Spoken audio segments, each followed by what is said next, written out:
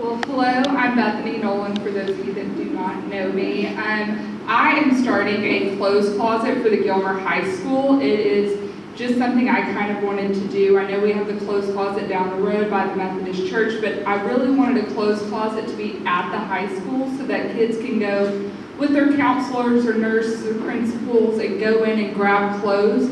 We don't have any type of program, so it's something I met with Rick Albritton and Jeff Hamilton, and they're going to give me a closet at the high school. I don't have that quite yet. They're kind of have their hands full finishing it up. But as soon as I do, and maybe we'll figure that out next week and be able to show it. But in this clothes closet, what Rotary is being so nice and helpful to do that I hope all of y'all will do is help head up a clothes drive. So any very gently used clothing, sports coats, pants, all these kids need stuff for UIL projects, sports or FFA, anything like that, or just everyday clothes, but very gently and lightly used. These kids deserve good clothing, and so we want to make sure that they have that, and they have an opportunity to have that and go to school to learn, and be educated and not worry about what clothing that they're wearing. So that's what this program is intended for. It will be anonymous. No students will be allowed there to help the kids. It will just be the educators or the administrators. So I'm excited about this opportunity, and that Rotary helps with the clothing drive. Anna and I are working on, I'll get a flyer out to everyone that's going to say exactly what we need. If y'all don't have any clothing to give, we're also would love to take any brand new in the package, underwear, socks, anything like that as well. So where if you don't have anything used or lightly used, we'll take that as well. But this will be a program we'll start at the high school, and hopefully we can trickle it down per different school, intermediate, middle school, and all of that. But I think our best game plan is to start at one school to get a roll with it and then go on to the next. But I'm excited for Rotary to help with that. And if y'all have any questions, let me know. We'll have the drop-off location on the flyer. Right now it's at my house until we can get the high school a drop-off location, and that's just on Mitchell Street, but it'll be there. And then from there, once I get a place in the high school, we'll have a drop-off location there. Do y'all have any questions? All right, thank you. Thank you, Bethany, and I know Rotary is looking forward to partnering with you on that. A lot of good can come about from that. Membership, we do need to increase in membership, and we will be looking at ways and getting the information to you to simplify the process, especially since we're not meeting together, but by electronically notifying. I hope to get members, even though we're not meeting together, we can go ahead and get them signed up, and we will introduce them then at the time that we start meeting back. But we could go ahead and make them a part of Rotary already. Program, and I need to get ask the Rotary board if you would stay for just a few minutes after the meeting today for a short board meeting. Donna Varner has our program today, and I'm going to ask Donna to come up and introduce the program.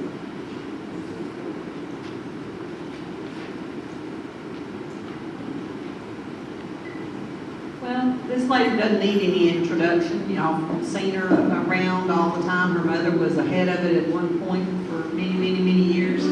Our speaker today is Carolyn Williams with the Upshur County Literacy Foundation. So we're going to ask her to come up. If you would, give her a hand.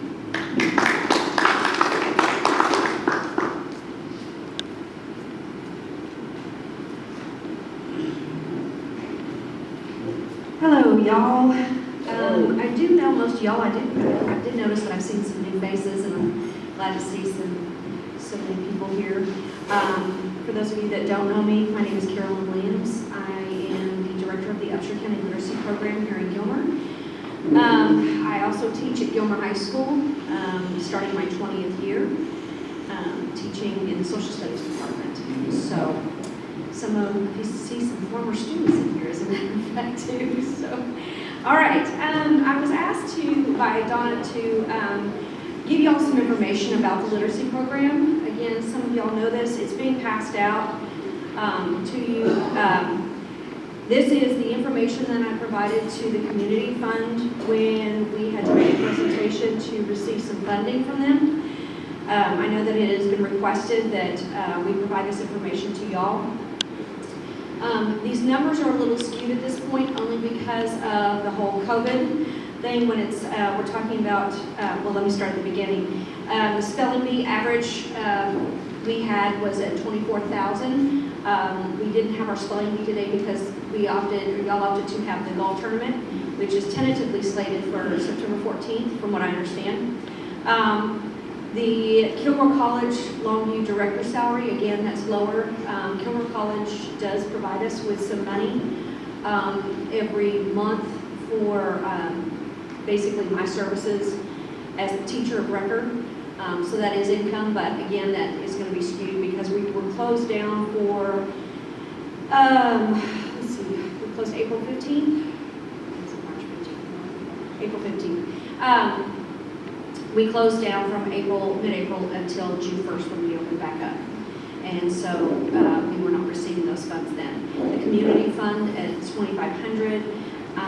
The next one is the Exxon Mobil grant, and we actually receive grant money. We have a tutor, Steve Nye, that comes in, and he is a retired Exxon Mobil employee. And so because he tutors for us, we actually get funds from Exxon Mobil Corp. So it's a nice sizable chunk. And then my mother-in-law was an amazing steward of our funds over the years. And so it just shows that we had to withdraw some money to supplement ourselves because of just running short on cash. And then we've got the amount there from the Rotary Club, from y'all. Our expenses for payroll is going to be a lot less because we've got one full-time employee and that's it at this point. Our part-time employee, Pam Minton, y'all know, some of y'all know, she is, because of COVID and because of her compromised immune system, she is not back with us. We don't know when she'll be coming back to us.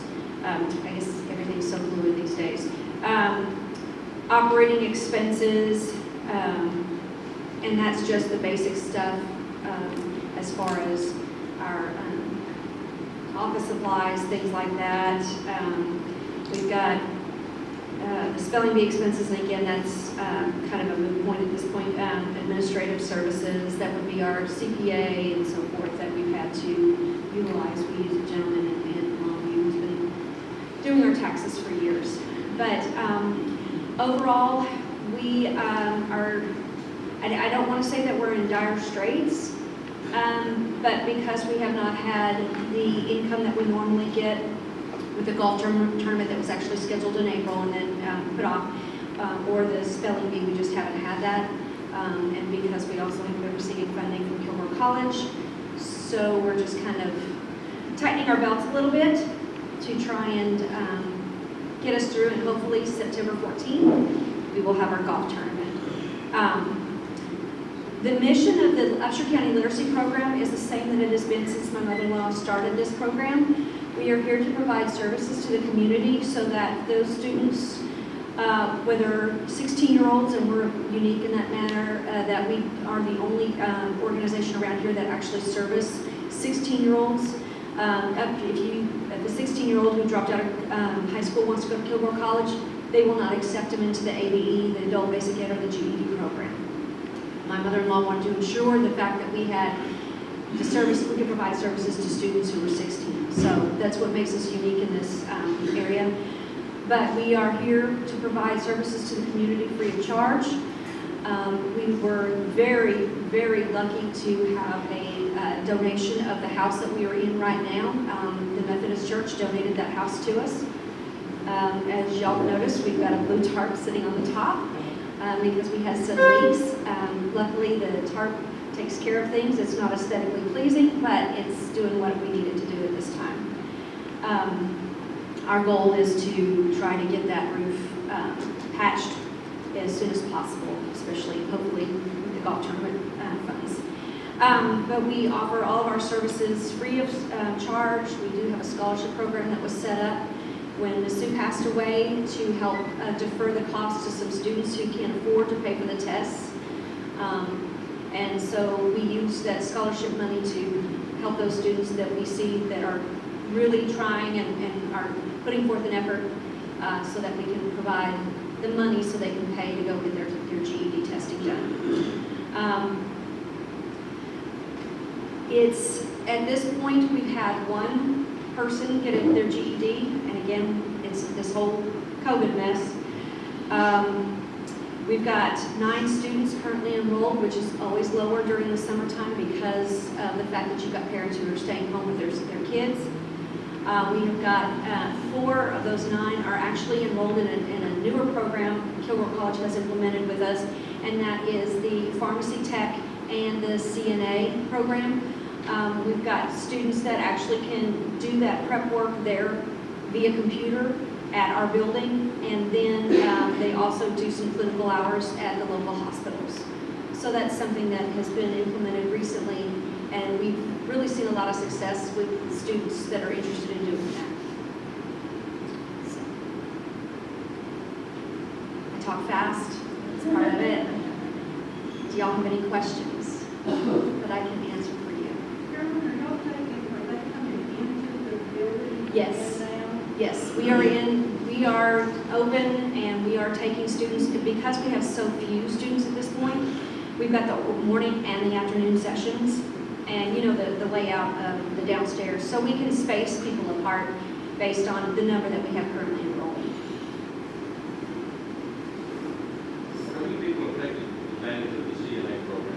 We've got 4 that are enrolled in the program right now.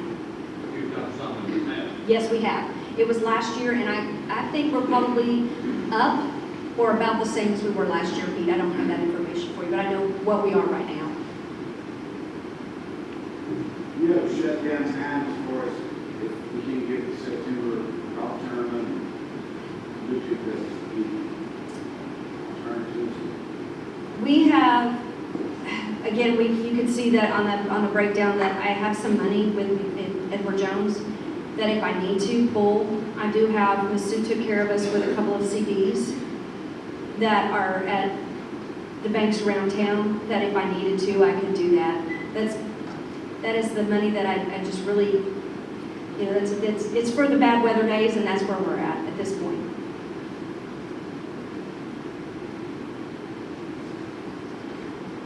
Yes, Donna? Do you know what the cost of replacing or patching the roof is going to be? I had one estimate to replace, and it was $11,000. And that's why I had to put the tarp up. And that has solved the problem as far as no more leaks, but I know it's a temporary fix. But I've only got one estimate.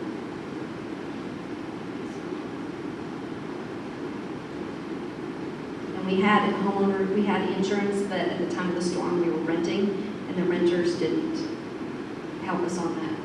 We were just renting the building when the storm hit. Did the church not have insurance on I don't think they did, or they didn't have the funding to do so. I'm not quite sure. it? Now y'all own the building? Now it's ours, yes. We have our insurance and so forth on it.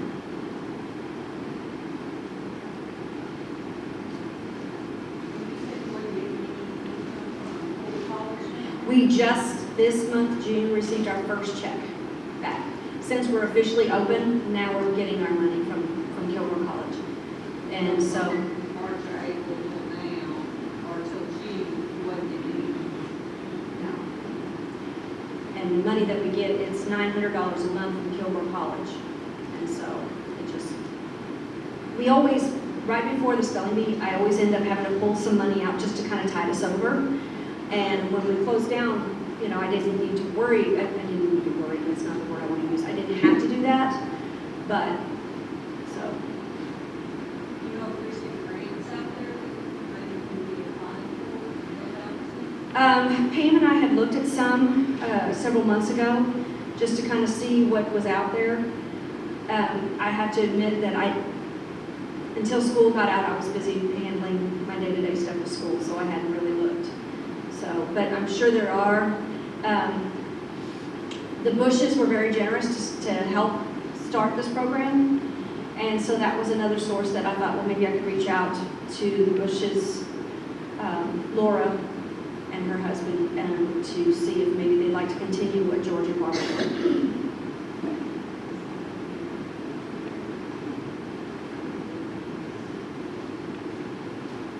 Any other questions?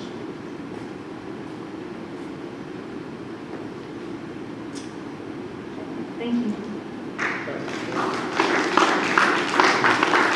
Thank you, Carolyn.